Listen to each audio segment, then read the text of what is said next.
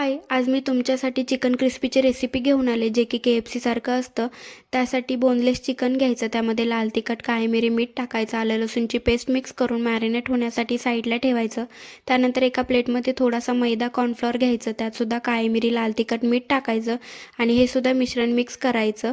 त्यानंतर मॅरिनेट करायला ठेवलेलं चिकनचे एक एक पीस ह्या मिश्रणामध्ये मिक्स करून साईडला ठेवायचं.